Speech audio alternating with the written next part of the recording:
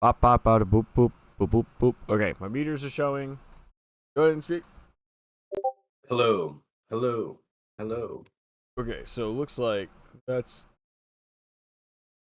working. I just don't know if that. Do you want me to pull up the stream on my end? I'm about to pull it up on my phone. We're gonna Okay, sounds good.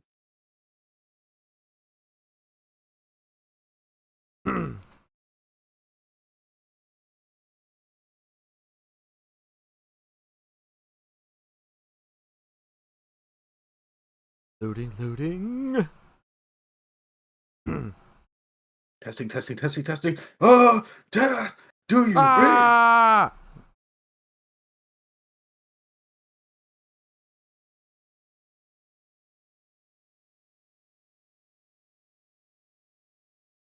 Can I have my phone? Heard something. Yep. Yep. Okay. So it all works. All right. Hello, everybody, and welcome back to the status report. I am George Lucas. I am Robbie. And we're going to be talking about a whole slew of stuff. So we've got some updates for you on the film and whatever Robbie's project is. He hasn't told me yet. And then we'll talk about the Kerman Cosplay event that we just went to last weekend, which is why we didn't have a live stream this last weekend. The first Tyranitar shot is finally done. Yay! It only needs sound. That's it. And so, but I save that step for last when I do all of it in not a single pass, but like I do one big pass and then I'll go back and watch it all and do all that.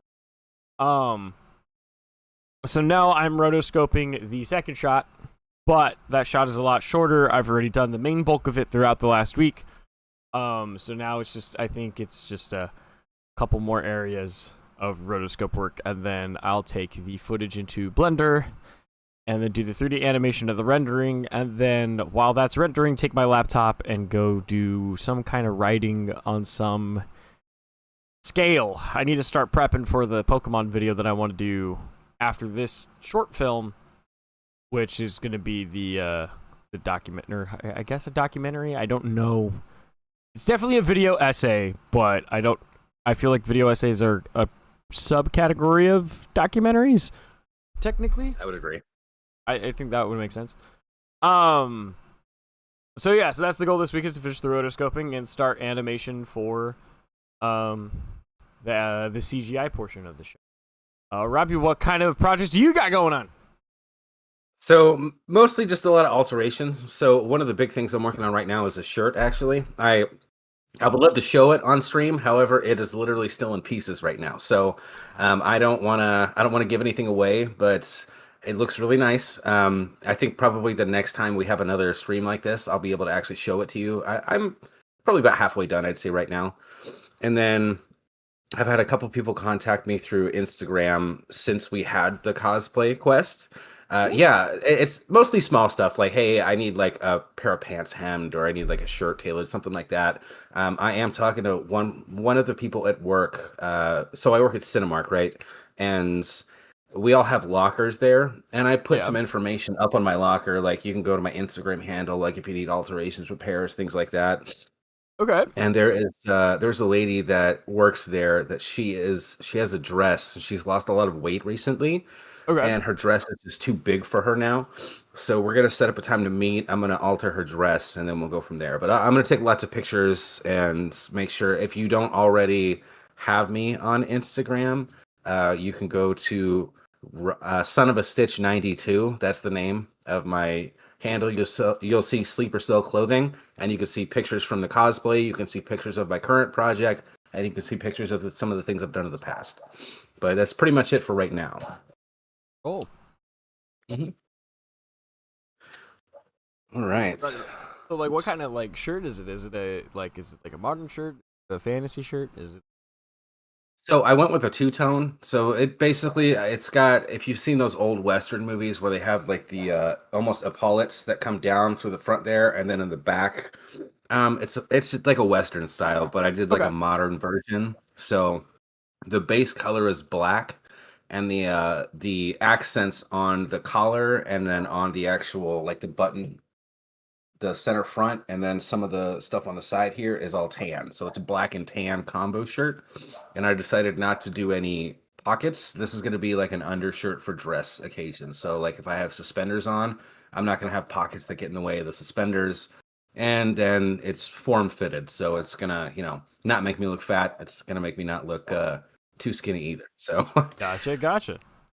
but I've got Rockable. the front and the back are put together right now. I'm in the process of pinning on the sleeves, but traditionally speaking, the sleeves are like the hardest part, or at least in my opinion, it's the hardest part of whatever you're doing. Really, it's a lot of like bunching fabrics together to make sure that they fit into the actual seam on the inside. Uh, Right. it's it's pretty convoluted. I mean, if you want more information, you can reach out, but it's pretty much you can ask most people who do sewing or alterations. They'll tell you sleeves or maybe the collar are probably the two hardest things to do. So it's quite tricky, but we'll get there. And then the next time we have some time, I'll show you folks what's going on. Cool. Yeah, sorry, I don't know what's with my voice right now. I'm like, That's okay. No worries. I think we're all just waking up. I know I just got up maybe less than an hour ago. So, yeah, oh no, I know. about an hour ago. Yeah, I know we closed the bar early last night, but I still like I didn't get Mm, maybe two. that's rough. I was up for a while. All Yikes. right. So last weekend we were invited to Kerman's Cosplay Quest. It was the first time that they ever put it on. The very nice lady who put it up, Laura, it was her first time running any event like that, and I think she did a pretty good job.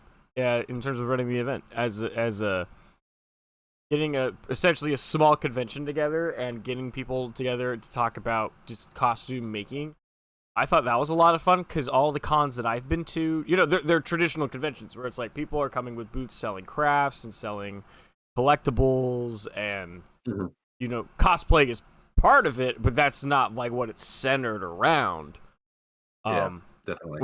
Which is kind of like an odd relationship because cosplay for the most part is very much it's like, oh well, you do that for events, really. You're Mhm. usually building a costume for a particular convention, whereas the convention's like, we care less if you show up in costume or not, but like it's cool if you do. Yeah, most definitely.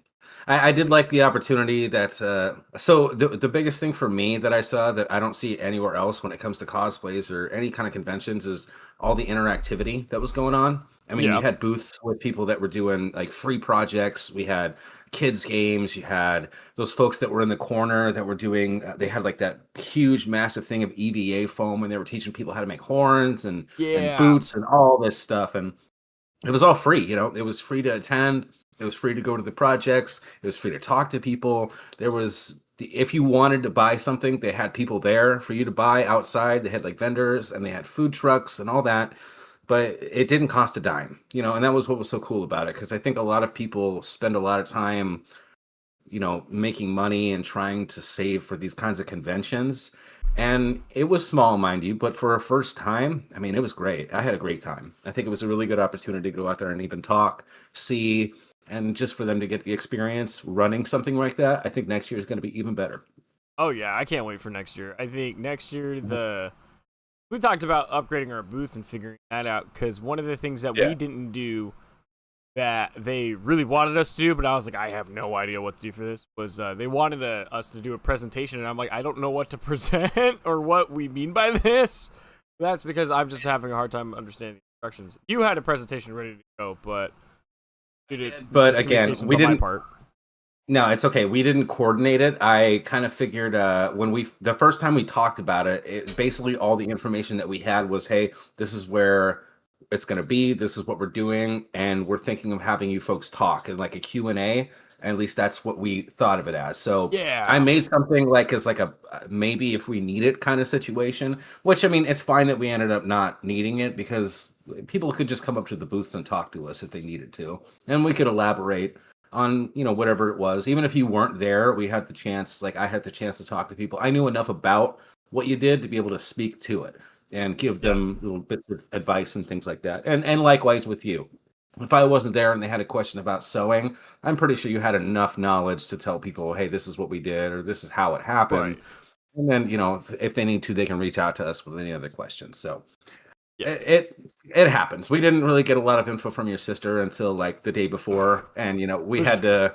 No, yeah, I'm not trying to throw anybody into the bus, but Yeah, no, yeah. It's up I will. until Yeah, I will say it definitely was. It was a little tricky because it was like, yeah, this was like the lady running this was like the mom of my little sister's friend, and so there was a lot of like telling the daughter to tell my sister to then tell me, and then it goes back up the chain. Like at yeah, one point, it led to a spelling error on their Instagram where they were promoting us coming, and mhm, they put beyond the couch instead of behind the couch, which I love better.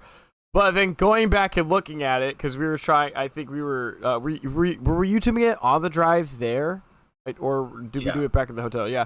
We were like, hey, maybe we should check to see if anybody else has the name. So that way, what happens if we put in Beyond the Couch? Will we show up? So I changed the name on the YouTube channel, and then he went and Googled it. And turns out there's a whole podcast called Beyond the Couch. And I'm just like, darn it. Mind you, it wasn't like a big one, but there was another one. Yeah, as if we're huge ourselves, but Yeah, yeah, no, we'll get there, man. We'll get there. we'll get there. I think it's definitely tricky because it's like I did kind of put myself in a corner because everything's based off of Couch Party Inc., which was a combination of number one, I wanted to for a gaming channel, I did not want the word gaming anywhere in the name of the channel. Everyone is something gaming, right? And so that's where it's like, I'm not doing it. I don't want to do that. And so, but I knew I had to have some kind of gamer something in there. And so I don't know what everybody else calls it, but I call it a couch party. When everybody comes over and you're playing split screen Halo on the TV, I'm sitting here, I'm like, that's a couch party. And so I was thinking couch party co-op. And for the last word at the end, I went with Incorporated, like Mystery Incorporated from Scooby-Doo, and so that's why we're called Couch Party Inc., is because it's my love for Scooby-Doo and video games popped into one. I should play a Scooby-Doo game. A beautiful unison. So then when you get to the behind the couch, because originally, or now beyond the couch, or maybe something else, I'm still toying with a lot of stuff. The biggest problem we're having right now is just branding, because if you put in behind the couch, you get all of these like people moving couches on YouTube. Like when you YouTube us, we aren't the ones that show up, and so. But I'm trying to keep the brands all together in some way. That way, it's all communicated. So if you look at our film channel, Watch Party Inc., Behind the Couch, and Couch Party Inc., all of the logos have the same green texture, the same colors, so you know that it's us. All of the thumbnails have the same border, so you know it comes from our umbrella of stuff.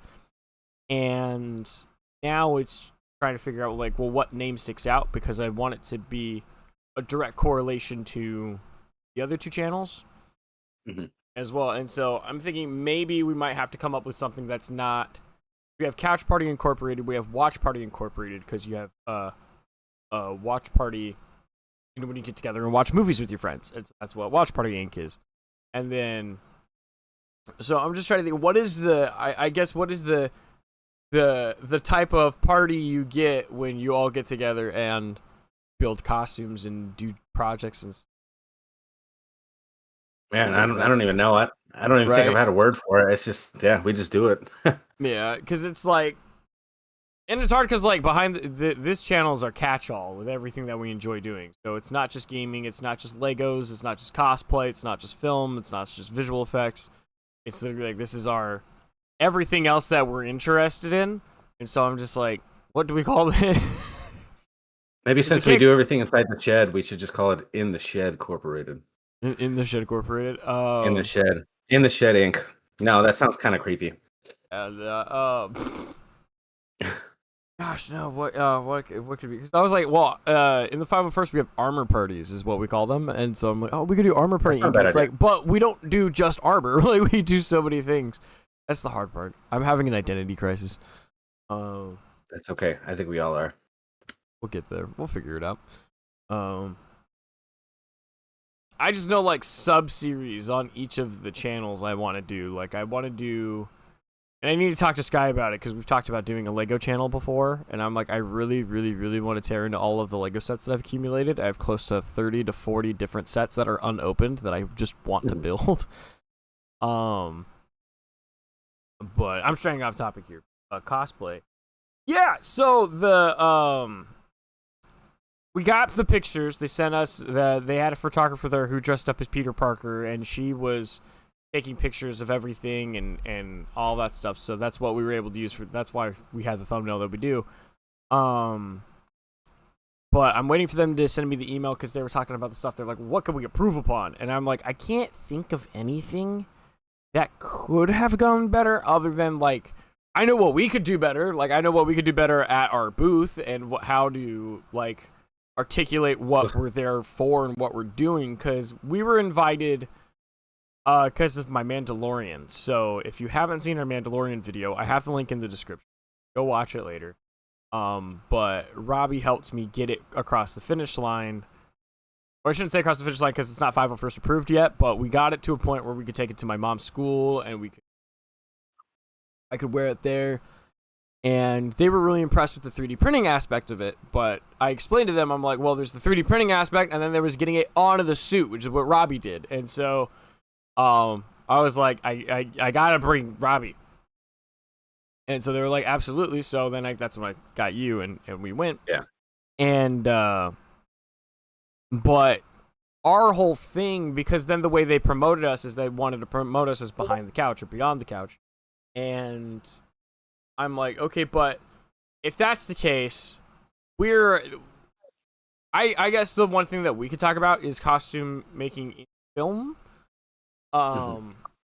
Is where I would like to steer the conversation, but I also think it's like, but people ask us how we make costumes and stuff. So I think it's like I think the way we should go about it is next time when people start asking us questions, we say like, oh yeah, this is our Mandalorian costume that we used to shoot this video over here, and then talk about the costume itself. And hopefully they're willing to go check that out. The QR code that we printed. This is something that I learned. The QR code is assuming that the user knows how to use it. Yeah. I learned that because I used my phone to do it too. The phones now, instead of going, oh, this is a QR code, they're recognizing it's a document. Like, they're recognizing it's on a piece of paper, and so what the phone is doing is that they're outlining the whole sheet of paper, and then they're saving the QR code as a file, as a PDF on their phone, because they think it's like a tax document they're trying to archive.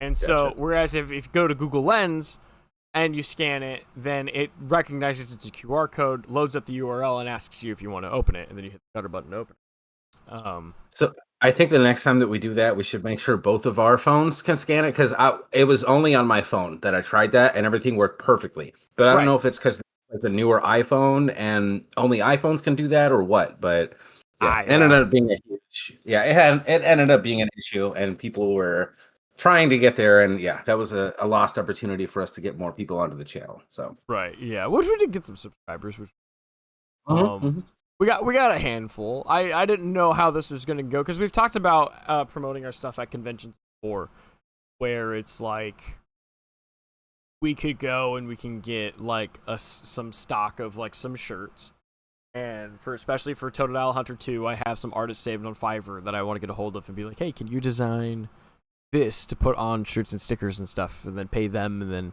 have actual like good art, not just me trying to figure out something and emerge. But where was I going with that? Oh, my brain. Waking up. It had to do with us merchandising ourselves, basically, or getting more outreach for. Basically, getting like, okay, well, we'll get like 10 smalls, 10 mediums, 10 large, 10, maybe 5 extra large, and then have those out on a table and then actually sell the product and then take a percentage to go be able to go make another film. There was more on that aspect, but as of the actual like getting to know us and talking about what goes into these videos and what goes into these costumes. That I don't think was initially on our radar when we were talking about it. It was not.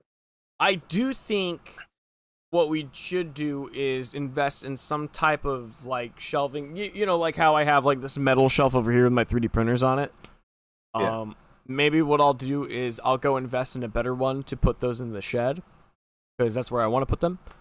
And I'm thinking instead of putting them in a bucket, I'm just going to put like a small blanket, so that way to keep them from getting dusty. But then we can just take that apart, pack it up, and then that's what we load the props and costumes onto. Yeah, that makes sense. Yeah. I think because I will say one of the things that we learned, even though we printed a sign that says please ask for assistance, because I don't mind people touching my armor, mainly because it's like being on the spectrum, I understand how important texture is to some people and how important texture is to understanding what they're looking at. So it's like when you can feel the type of, because every paint is different, you can feel the different types of paint. And what that entails. So I don't mind doing that. However, I will say there was this little kid, as cute as it was he kept picking up my armor. He kept trying to put the thigh plate on his arm as if that was the arm bracer, and I had to show him like, no, this is the arm bracer. So I let him put it on and got to play with it for a little bit. But he dropped the thigh piece, and so it cracked at the seam where the two pieces meet. So it's like the faintest crack too. It's like a hairline fracture, and so I'm gonna have to go in and like plastic weld that, fill it back up, sand it, do like 5 coats of paint on it. But I mean, so that was on me. When I have never been to something like this before, so I figured I would take the nice approach instead of saying like "do not touch" with like 4 exclamation points. I was going to say ask for assistance, but in hindsight, I think it would have been better for us to just have a "do not touch" sign on there. Yeah, I was just trying to be courteous with it, but it just didn't. People are very much don't respect other people's things sometimes. For the most part, we didn't have any problems, but there's always a couple people that just don't look before they or ask before they touch and things like that. So to be fair, I mean the kid was like 5. I'm like he was a dumb kid. And I didn't have a problem with it. And at the end of the day, it's like one of the things that I have been worried about the silver with the 501st is that like I don't know if I did it right. And I don't know if it'll be up to their standards. And I know I have to redo the chest plate anyway, because I haven't found a good way to protect that silver paint job from the world. So luckily graphite powder goes a very long way. I still have a bunch of it. I used it actually for the ultra ball in our skit. Really? Nice. Yeah, so TJ had this toy Pokeball where you press the button, it asks you questions and you answer back, and then you play a little game, but the speaker doesn't work. So he's just like, here, just take this and use this. And I said, cool. So what I did was that I silvered it pretty closely to how I did Mando, and then put on the yellow lines to make it look like an Ultra Ball, and that's why it has that metallic look to it. Gotcha. So it's an amazing technique. It's awesome. I love using it, and I believe I've used it to metal up some other stuff. It's like I realized I'm like, oh, if I want like this gunmetal look, I'll just use the graphite powder and use that. But I'll fix it. It would, no big deal. But I think definitely it's like for the future. Okay, we'll put the props behind us, and then we can decorate the table differently. Because the other thing we talked about was getting a monitor set up so we could play like a channel trailer or play videos. Because honestly, that was one of those things I wish I came up with that idea sooner. Was just, No, wait, I did come up with the idea sooner. The problem is that I didn't put it on the charger at the hotel when we got there. Yeah, I mean, it's we didn't put the iPad out until maybe an hour or two before it was over. So I don't think we came. I mean, we didn't know that we had outlets literally right behind us either. I only knew that those were outlets because I remember I remember messing with them. My apologies. I remember messing with them. You're allowed one. Okay, that's fair. But when I was like 12 or 11, I remember messing with those things in the gymnasium when I was a kid. So I was like, oh, wait, are those outlets? And sure enough, they were unlocked. So, yeah, if I would have known that, we would have had that set up and ready to go before it even started. But it's okay. Stuff to learn, right? We'll definitely, because I know the community center where they're having it is going to be under construction next year. So they're in the process of finding a new venue for the following one. So I'll just let Laura know in the email. Yeah, we're gonna need this and stuff. But you and me have also we've added an extension cord and a power strip to the The Amazon things we list. need to bring. Yeah. Yeah. I So also I don't know if by that time we're gonna have because I you kept talking about an electric generator. So I didn't that know too. if maybe we're gonna have that by then or not. But yeah, we also have that option if it needs to apply. We'll see. We definitely. I know like the iPad thing worked, so we have that as a setup. I think the getting a banner with our banner art on it with a QR code printed on the banner. I think that'll help phones in recognizing, oh, that's a sign, not a document. Yeah, fair enough. We can have a shelf behind us with the armor pieces on it so people can see it and not necessarily like and take it, take it out. What else was on that? I think that was it for the most part. I think my thing is like I don't know how to dress for this because it's like I'm like let's go wear a costume and like I guess I think it'd be like I'll just wear the costume to the most recent project. So if I had done it properly, we're working on Totodile Hunter 2. We're promoting that. I should have came in as the Totodile Hunter and talked to people, showed them that stuff. Basically, just dress up as Indiana Jones. Pretty much, yeah. Yeah. I mean, I wore like a suit basically. I think that was probably. I think I looked okay. I did not fit the aesthetic of what was going on at that time. It's very So, business like, casual. yeah, I was way too like I had a You was strictly tie and like a business. blazer. Yeah, I was there like, hey, like I want to make some money. Tell me what I can do. Like, what can I do to make sure I can, Yep. take care of everybody while I'm here. So, probably not the best idea in hindsight for something that casual of a convention. But That was it. As I went as a Ghostbuster. yeah, it clashed a little bit, and I felt kind of. I mean, this is just me. Like I felt like a little bit like an outsider, but again, this is all the learning experience. This is when you first go to something like this, especially in my case, I've never been to anything like this other than maybe SAC Anime back in 2012. Um, yeah, I mean, I dressed up as like Chris Redfield from Resident Evil, but that's because I knew exactly what that was going to be. I knew what it entailed. So, and of course, even me doing that there, I showed up on the day that it was anime only. So they have like a video game only, then an anime only, and then the third day is a Oh. combination of game and anime. I I showed up didn't on the know that. anime day wearing, yeah, I don't know if they do that anymore, but Yeah, I mean, I only heard that in one kind of thing at when because I have friends all over the country, so I was like, hey, where are your guys' Ren fairs? Like, where's your or what was the or no, I'm sorry, I was looking up what the largest Ren fair was in the United States. Turns out it's in the state of Ohio, but because I think it's either between that one or Texas. Texas has a really big Ren fair, but they had here's a historically accurate Ren Fair day. Here is a medieval fantasy day, and then here's like a fantasy video game character day. And so, oh, and you can interesting. technically dress up in whatever you want in any of the 3 Yeah. days. It was just like, oh, hey, by the way, if you want to get all together, all you video game nerds, this is the day to do it. All you historical nerds, this is the day to do it. So on and so forth. And so that's made me think about like having different costumes for different. Because Yeah, like most for definitely. SAC Anime, I'm like, okay, well, we already got you the outfit that we're using for Totodile Hunter 2. I can't say anything because I don't want to spoil it. That's But fair. I could just get the same uniform and we can go as a couple of grunts from that one team that we're referencing that I'm not going to say anything about, which would be pretty fun. And get Finn a little costume. That'd be pretty fun. I don't think they'd let him in because he's not a service animal, but we could see. We'll try. But like I don't have any video game characters really. Like outside of the one that I just also my anime costume, but I don't have like I know a lot of people have told me I should do Metal Gear Solid, like I should do Solid Snake. Dude. Yeah, Solid Snake, bro, all the way, man. Oh yeah, dude. Especially from like Metal Gear Solid 3 Snake Eater. Dude, perfect. Perfect. You've already got we just need the bandana and like some like Is Russian that multicam from like the is that 70s and you're good. is that the snake from Brawl? Super Smash Bros. Brawl? The snake from Brawl. So there's I don't know because I feel like they have different characters or different skins for that one. But to Yeah. my knowledge, the one from Brawl is in like a totally black suit, I want to say. And that's the Eh, sneak suit. And I want to say that's from Metal Gear Solid 1 or 2.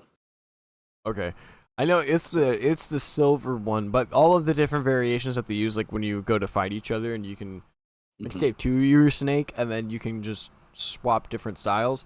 Those styles are based off of different versions of him from the games, but like his default one is the one that I'm trying to figure Yeah, out because I so think it's like a his gray. so his default is like a gray and black sneaking suit. That's from Metal Gear Solid 1 and 2. That's like the, Okay. the classic that what everyone thinks of when they think Metal Gear Solid is that one. Okay, cool. That's the one that I'm picturing in my head, but I think there's like this like an Arctic camo one, isn't there? Yeah, Yeah, an so Arctic that's camo gonna suit. be so it's like an unlockable character skin that you can use. In Metal Okay. Gear Solid 3 Snake Eater, they have like 15 or 16 different unlockable ones that you can get just from the base game. So you can do all of them. You could really say that they're all from every game because you could basically get them all from every game. Mhm. But the Arctic one is for a very, very specific, like it's an Arctic mission in the second game, I want to say. So Okay. it's pretty cool. Yeah. You could also pull off. I mean, you can go the cheap route and get like the old Vietnam era like forest camo, Mhm. and just go with that and get you a bandana and get an earpiece. I have an earpiece, so I can give you that, and then you're done. Solid Snake, good to go. Earpiece, cardboard box. Yes, got to go with a cardboard box, Yep. and then we probably won't be able to carry weapons, but if you can carry one, I mean, we can go over that later. For the But most part, as long as they're like orange tipped, then they're pretty good. I think the only I mean, there's always a weapons check. Like these conventions usually have a weapons check where they tag your prop weapons with something. At Star Wars Celebration, it was a blue zip tie. I think the when I it's went to usually a zip second, I tie. made Yeah, it. yeah, Guys, yeah. yeah. Like zip ties seem to be the way they tag stuff. Um, yeah, and then but as a video game characters, I was also thinking about doing Link's Hylian armor from Breath of the Wild because it's like, I mean, I love my armor, number one, but number two is I'm like, oh, I can wear that at Ren fairs and I can wear that at video games. Yes. I mean, I'd argue with most of your costumes, you could wear them to almost every convention or kind of Oh yeah. situation, and you could find a way to explain why you're there and Technically, doing you that can costume. argue Yeah, I'm the clone trooper on yeah. the cover of Battlefront 2. Like, yeah, Exactly, yeah. You could take the there's Mandalorian costume and take it to any kind of place and be like, like "Oh, I'm the I'm like a Mandalorian from fictitious." Fortnite. Yeah, no. Yeah, exactly. Oh, so many people are gonna be mad at me. I used, it was funny because it was like in the video you'll see me laughing and or I tell my mom something and then she starts laughing. That is because I told her, I'm like, yeah, one of your kids just came up to me. She's like, it's the guy from Fortnite, and she lost Of it. course. And then in the Clone Yeah. Trooper video, the one where I'm not allowed to do it anymore. Not that somebody explicitly told me, hey, don't ever do that again. But you'll see in the Clone Trooper video where I'm fighting Megatron in the thumbnail. Some kid to the side is like, it's the guy from Fortnite, and I pulled out my blaster and I pointed at him and I made him jump, and so that was Oh wow. I can't do that again. But Probably not the best idea, but no, yeah, because well, I guess what happened was because there's a 501st Facebook group, and it was I think it was after the Rip On parade. Not that I think this is the image that started it, but a lot of people like have a dark sense of humor, and so what'll happen is people are like, oh, you're a clone trooper? Well, I'm a Jedi, and since you guys did Order 66, let me get on my knees and put my hands above my head, and then you put the gun at me. And so we're not allowed to do that anymore. And as well as point the blaster at camera. We're not allowed to do that either. I shouldn't say not allowed, but asked to refrain from doing that. heavily discouraged. Yeah. Which is like, I'm sitting here, I'm like, look, if we're standing together in a group pose and we're all doing an action pose, I mean, that's kind of what we do with the blasters. But, like, I definitely get because Beetlejuice had me do that at the Cosplay Quest, and I see that I never got that picture, and I'm wondering if that might be why. Because she's like, oh, yeah, because you're a Ghostbuster, and I'm a ghost. And I'm like, and I was sitting there, I'm like, there's a better way that we could do this. It's a little bit more tasteful, but I also don't know what to do in this situation. This is the first time I've been in that situation, so probably will refrain from doing that again. But the Beetlejuice guy was funny. That was probably one of my favorite parts. because I Are you talking about the Beetlejuice Star Trek guy? yeah. So like Yeah. they had music going through his speaker. I think maybe that's like a nitpick is that I'm like, those speakers could have been better. Like it was that audio was rough, but the Ghostbusters theme would start playing on it, and then you would hear him go, "That's gotta be racist," and I'm just like, that's great. He had a pretty good sense of humor. Yeah. They had a really nice booth too. Like when I was looking through it, I was like, you know what? That's how we should set up, man. Like it was perfect. Yeah, And like, those they had those guys next to us too. They had like the Lord of the Rings, like yep. yeah, that big armor. I don't remember who they are, but yeah, they had that like on a display, and they had all that different stuff, and I thought that was pretty cool.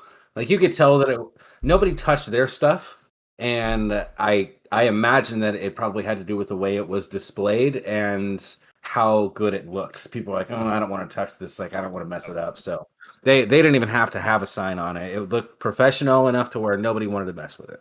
Well, that and I think if there was a sign, my thought process was that I know that I think it was like the Witch King that was on there that they had displayed.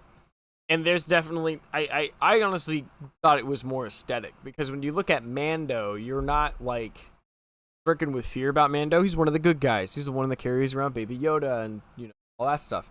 And then even with my clone trooper, like he has color. He had a whole new shade of blue that I painstakingly painted and ruined a pair. It looked good, man. So it was worth it. I broke it in the hotel. I was gonna wear it. I really was. I know. It was rough, man. It was a rough time, but you know what? That's okay. But yeah, no, I think the only thing, but I don't really have the only thing that I had a real critique about, but I honestly don't have a good solution for it because I still need to take the time and sit down and really maybe research it some more, is costume. Yeah, that was because it's not that I went badly. It's I think maybe it's because of my competitive nature, but I'm very much like, if we're gonna have a contest, we're gonna compare, we're gonna get down to the nitty gritty and nitpick and talk about so it's like I understand definitely like, okay, yeah, have one for the kids and the kids, they're kids, so you can't expect a lot out of them. But I'm also sitting here, I'm like, I've seen certain 10-year-olds with their costumes. Yeah, those ones need to have its own competition. At the same, or they need to be, you're competing against the adults now because you're that good, kid. 100% in on that.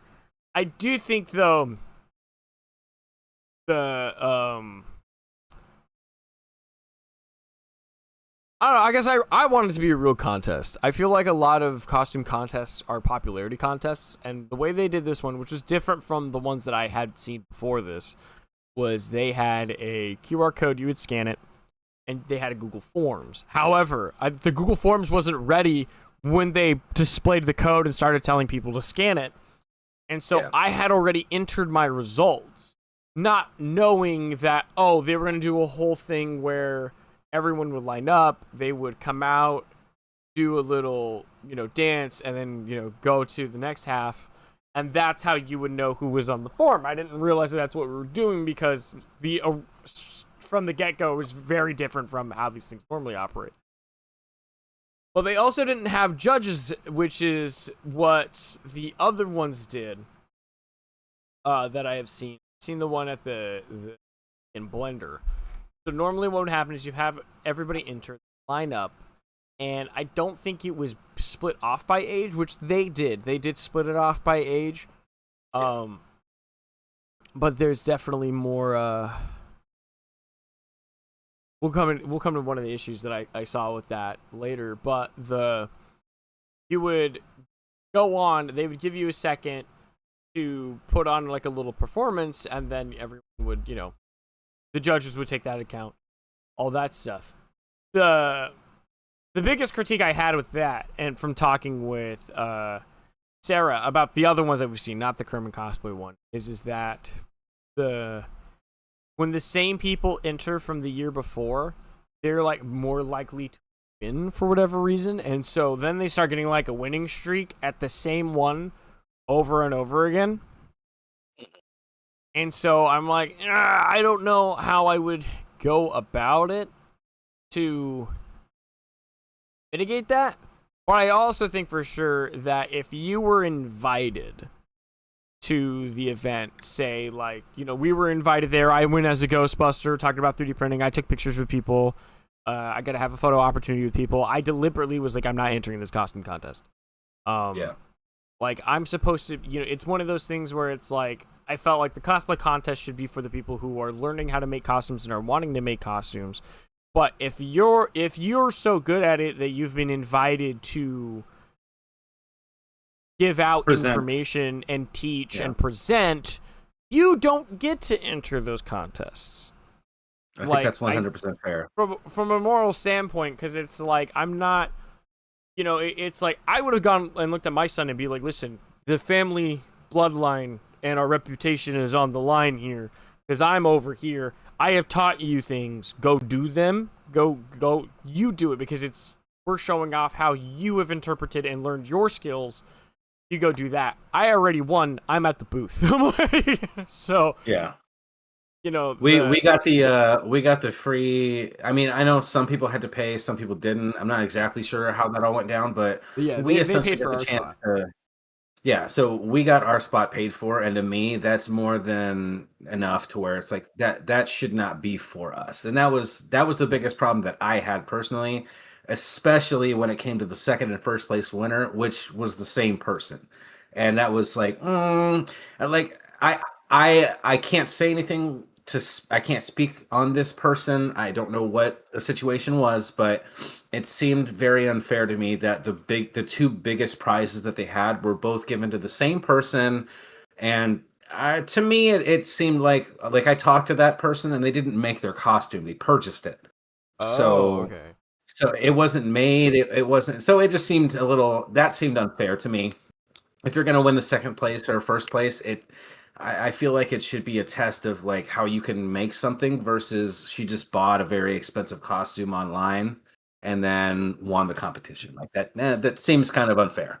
And that's kind of how my Ghostbuster is that my Ghostbuster was, I mean, to be fair, purchasing smart still is something that is a skill. Like that is definitely like there's a point where it's like, okay, yeah, like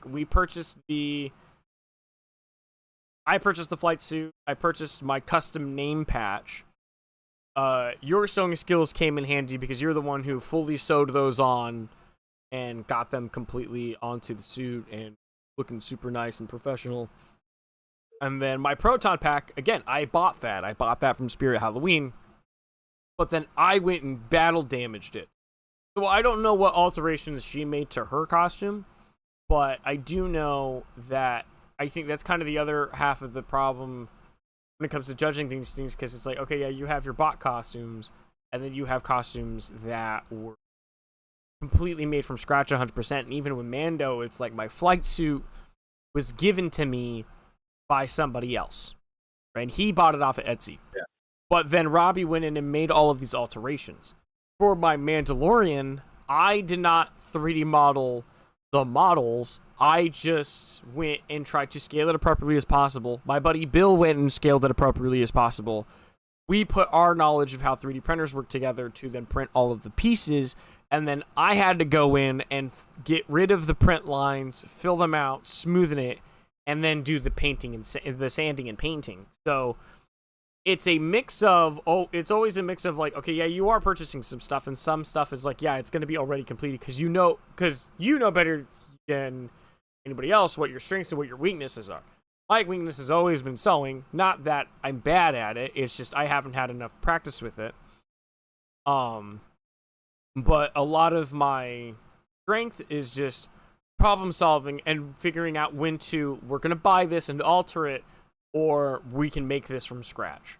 And that's kind of the mix with the two. So it is a skill to have, but when the convention itself is who made the best costume, you know, that's kind of where it's like like Dancing with the bumpy Stars. road. I need 3 judges with a paddle with the numbers on it one of them Yeah. super eccentric, and then and one of them an old grumpy guy, and then and just shouting numbers at people. Yeah. But I think there needs to be a little bit, if we're what are we judging, and why are we judging it? If the whole point of the costume contest is to show off people who made their costumes, then there needs to be a level of, okay, well, we need to why that they made that. Something which is kind of hard to do because it's like, well, it is an honor system, and at the end of the day, that's the only one that you can do. So you're assuming that the people who are applying are the ones who are made their costume. But I also think it's very important to go as an individual and go, hey, you know what? I didn't really make my costume. I really shouldn't have. Or if it's something like, okay, like with my little cousin Logan, I made him Boba Fett's helmet completely from scratch. I made it from a 3D printed dome, a paint bucket, and hot glue.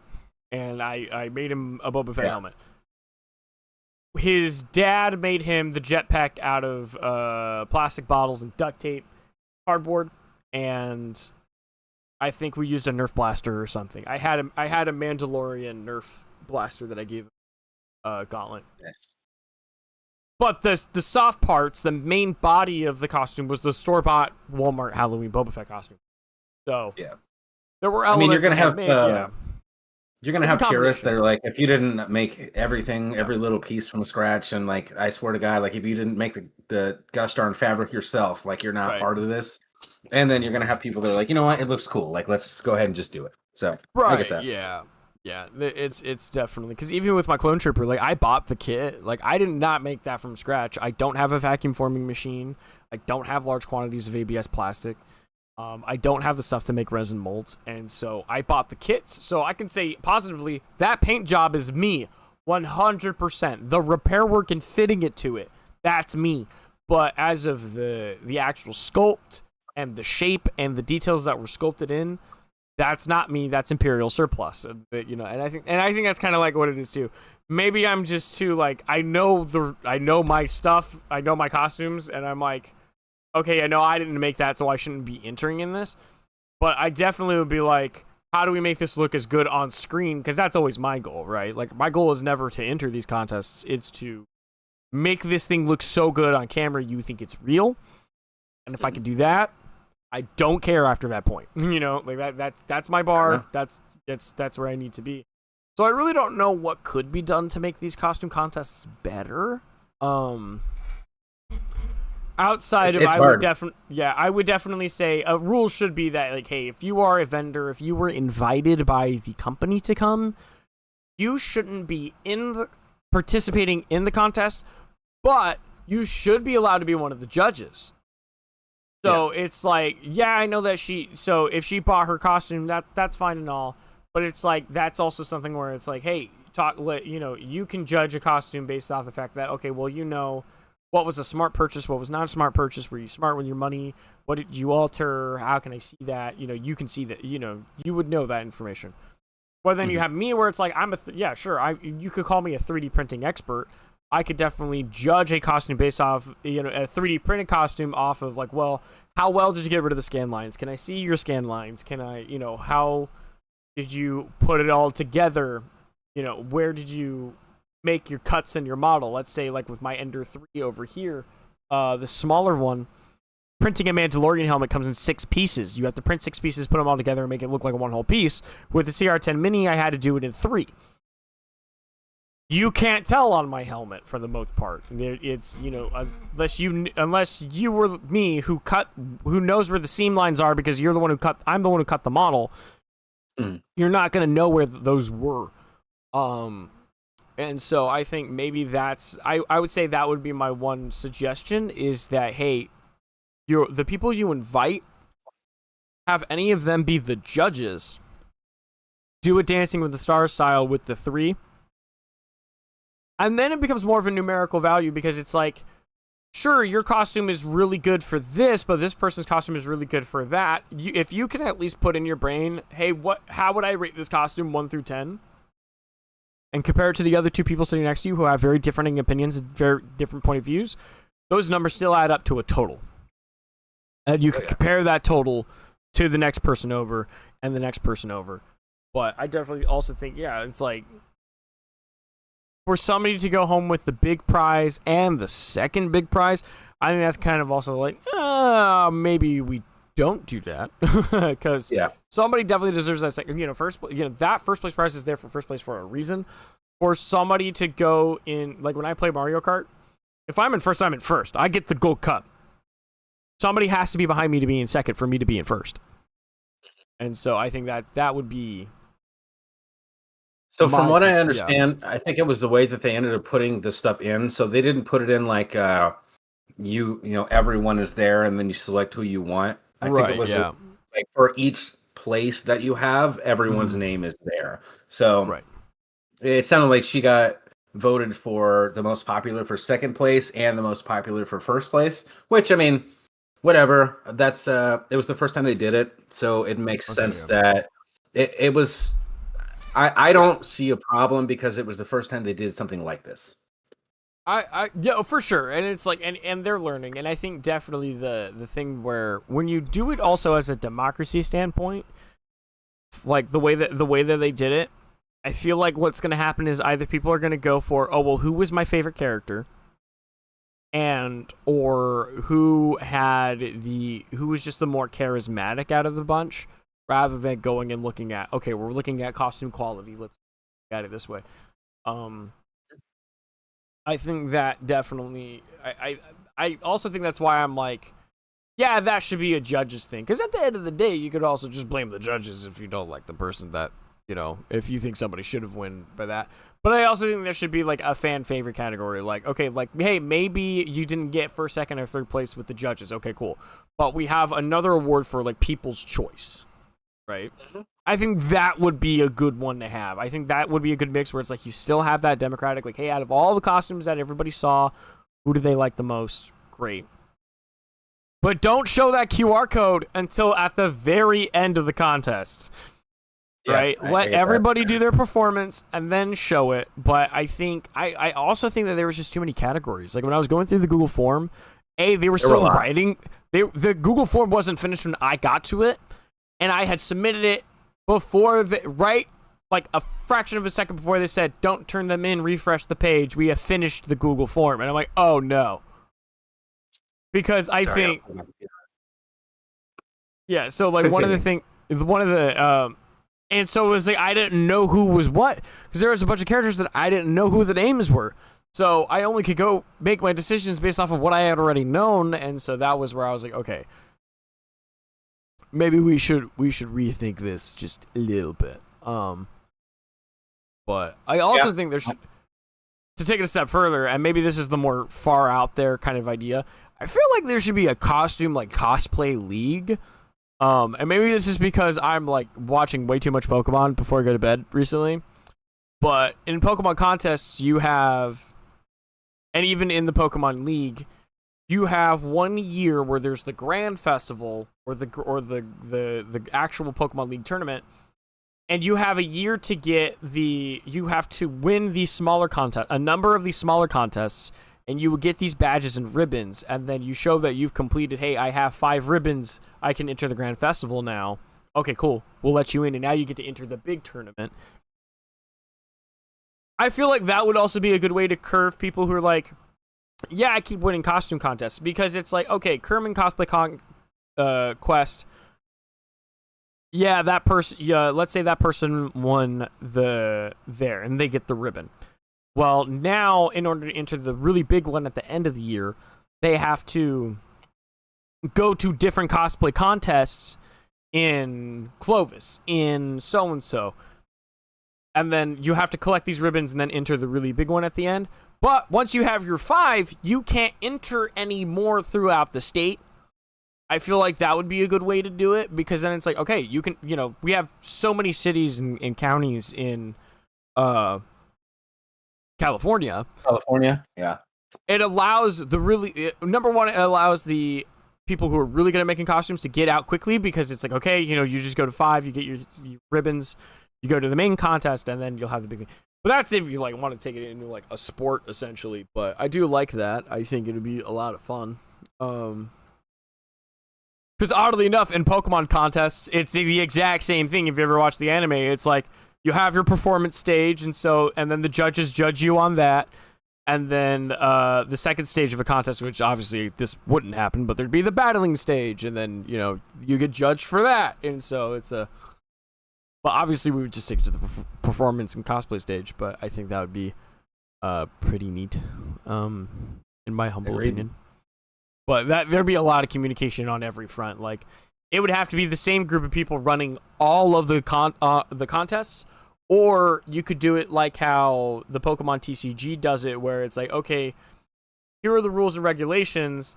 We'll send a ref, so you could have the official cosplay league ref as one of the judges, and then the other two could be local judges. Okay, I feel like that would be a good way to do it. Maybe you have like a Screen Actors Guild kind of situation. Yeah, kind of. But with that said, I also think that would be really cool, because if you introduce that, you could also introduce a website that congregates and registers people with their costumes, and then you could have people like me, because I've thought about running a website like this before, where it's like, okay, everyone who has these really nice costumes, you sign up, you get there, but if somebody's making a fan film, okay, I need, like, let's say I'm making a Marvel one, right? We've been talking about this X-Men one we want to do with the gaming channel. Type in X-Men and then sort by area. I can go then see, okay, who are all my local X-Men cosplayers? And then shoot them an email and go, hey, we're shooting this video, da-da-da-da, would you be interested? And then it just allows people to communicate a little bit better and facilitate and find, characters that they're looking for different events and stuff. I feel like that'd be like a cosplay talent agency or something. That'd be pretty neat. We're thinking like national level, I think, is what we went from the Kerman Cosplay to a national. Now just like that, that's. Hi, welcome to my brain, where I make everything bigger than it needs to be. Like a multi-billion-dollar industry now we've created from bigger one and more complicated contest. Yeah, that's where I'm at. Oh fuck! I want to do so many things. Oh, darn it! I did it now. Should we add it to the list? That's really all I got. I think as a realistic addition, I think definitely having make it all one contest. Do it over here. You could do it by age, but I definitely think there should be here's the 1 through 10, and then you have 11 through 17, and then the adult cosplay, and then just go from there. But I also think the other one is that you can do themes as well. I think they should figure out a theme to do, and they go, okay, to enter the cosplay contest, you have to build a costume in this theme. So, I think that would be. Do you mean theme like fantasy or like medieval, or do you mean yeah? So like, okay, this year we'll do medieval fantasy. Go ahead, everybody, make your best like princess or your best knight or wizard, whatever you got. Okay. And then bring it in. So it's pointed in a direction, but it's still vague and open for a lot of creativity to come into. And then the following year, go, okay, let's do like sci-fi fantasy, or let's do kaiju, or let's do this. Because I will say, like, my old art teacher, Mr. Watabura from my high school LD, he has an after-school program where he teaches costume making, and what they do is that he has his students design a monster together, and they come up with multiple designs, original designs, and then he helps them build that thing come to life. One of them volunteers to be the creature in the suit, and then that person's essentially their model, and they're building that costume around them for the whole year, and at the end of the year, they go to Monster Palooza in Los Angeles, and they enter a contest on who made the best monster. And so it's like... That would be interesting. You could do something like that, where it's like... You could, for, like, even at Star Wars Celebration, they know where they're going by the end of the event. So, we saw on the big screen, hey, Star Wars 2027 is going to be in Los Angeles. Fantastic. They know what they want to do for next year, because they're already planning it, because they were already talking about it at the event. So what they could have done is started going, okay, well, let's think about what that theme is. We'll announce the theme there. We'll remind people about the theme throughout the year when they make their posts on their Instagram page, and then people know, okay, this is the costume that we need to start building. And that way, people can have fun with it, because then people can go, like, let's say if they go, okay, we're going to go Ghosts and Goblins. Okay, what can I add to my Ghostbuster to get in there? Right? Mm-hmm. Or can I enter my dog and make him look like one of the terror dogs? I thought about that too. I was like, oh, Finn would be the most terrifying terror dog I could think of in that I costume. would agree. That would be terrifying, especially because he's so friendly. So he'll want to like. Oh run up yeah, to so he'll everybody just and, want to like, run up to you and say hi, and then it's just like this thing is just coming out. Oh my gosh, so many kids would scream. Love that. Probably. I don't know. We might terrorize Finn. I don't know what he'd think about it. Like, why is That's everybody also- running yeah. away from me? Yeah, that's fair. He's like, oh, they want to play tag. I think that would be it. I would say do the 3 judges with the paddles like Dancing with the Stars. That way you can have a numeric value, and you can. And that's like very, even though it's kind of vague on how you get that number. At the end of the day, there will be a numerical value that will tell you who the winners are and who the tiebreakers are. Mhm. And then Yeah, no, I think that's a good idea. I mean, for the 3 judges, like you could have one judge that their entire identity is just sewing, just actual fabrication of things. Right. You could have one judge that whose sole purpose is like the printing or the EVA foam or whatever, like all the special effects. Yeah. And then you could have one person who maybe doesn't know a lot about it, but does a lot of this kind of stuff like in their regular life, and is just a huge fan. Right, yeah, and it's like, and you can have fun with it, because then if you make it official and stuff, you might be able to bring in people who do this fairly regularly. I'm trying to think, like, if the league could infiltrate San Diego Comic-Con, you could bet your ass that Adam Savage would be one of the judges on that panel. Like, that would be super cool. If you were to make it into like a league. But I think, at least for the Kerman Cosplay Contest, I think you definitely should have 3 judges. It should all be from people that you've invited, and so it's it wouldn't be too difficult to be like, hey, would you consider maybe being a judge for the contest from this time to this time at the event? Like, I think that would be a pretty cool way of doing it. So that way the people who are really good at it, who were invited, they don't steal all the prizes from the people who are doing this casually or for fun. Well, I'm granted, we're doing it for fun. I'm just hardcore about it. Yeah.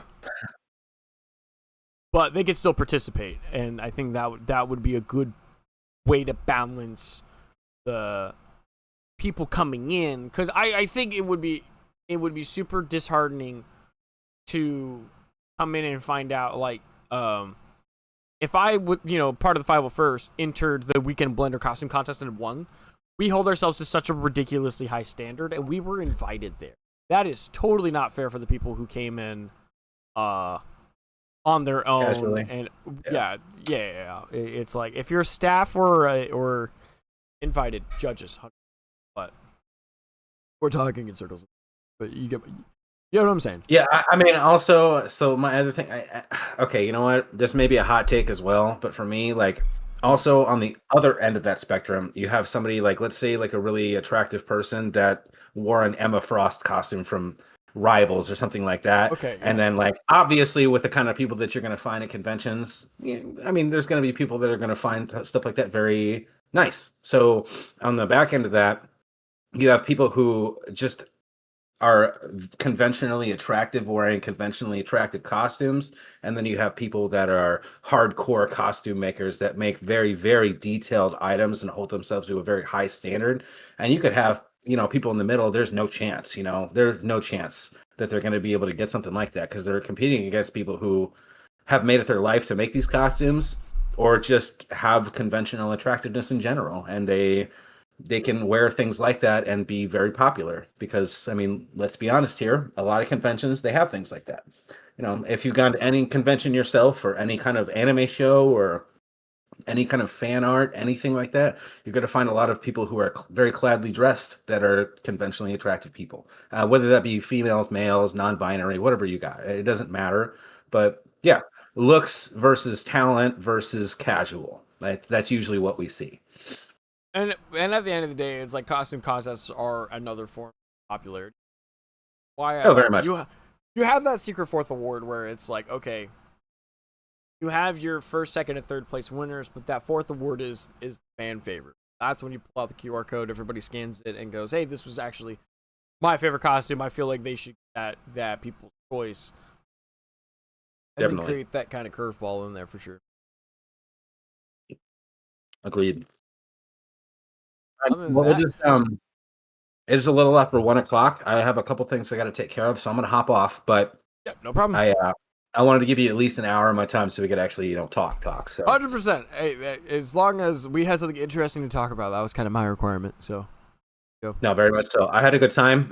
Hopefully I can be here. Well, we'll see how things go for like the next. I mean, for the next Kerman cosplay, I'm looking Yeah, forward to that as well. yeah, And then that one too. yeah, I very much want to be here for next year, so that way I can make sure we do that because I mean we were there on the ground floor, so who knows, man? Maybe like 5, 6 years from now, this thing turns into a very, very big deal, and we will have been able to say that we were there for the first one. Like just the ability to be a veteran in that type of, I mean, scene would be. I mean, you know how that would work. Like if you were there for SAC Anime when it was its first SAC Anime, and then you were there for Oh its yeah. 20th SAC Anime, like the kind of influence that you would be able to bring to not only like the channel but social media in general. I mean, that's invaluable. So for me, it's an easy do. Like it makes total sense for me to want to do something like that and continue it. So I look forward to next year. And then hopefully the next time I come on, I'll be able to show you folks the shirt that I made, and we'll kind of go over it a little bit more in detail. But other than that, thanks for having me, man. I appreciate you taking the time out of your day to have me on here. I look forward to the next time I'm on here again. And for everybody else, if you want to get in touch with me, just go to Son of a Stitch 92, or you can always reach out on Luke's channels, on his social media, anything like that. I'm happy to help where I can, but I don't want to take away from Luke because this is at the end of the day, this is his channel. So, with that being said, you folks have a good rest of your day. Okay, thanks, man. Not a problem. Take care, bro. Bye. Bye. Yeah. So, that was fun. I forgot what I was gonna say. Yeah, I'm definitely looking forward to next year. I can't wait to see how it goes. It's gonna be a good time. But I think this is probably where we're gonna end the stream today. So, if you made it this far into the video, go ahead and like and subscribe. The goals this next week are to finish rotoscoping the second shot, which is pretty much almost done rotoscoping already, and then get back into animation, rendering, and all of that good stuff. So, we'll have a fun time with that. Can't wait for the next Kerman Cosplay Quest. We did have a huge ton of fun. We had a blast. We enjoyed talking to people and talking about costumes and doing all of that stuff. But we're definitely going to try to get more cosplay on the channel, figure out how to do that. So, goodbye everybody. We'll see you later, and have a good day.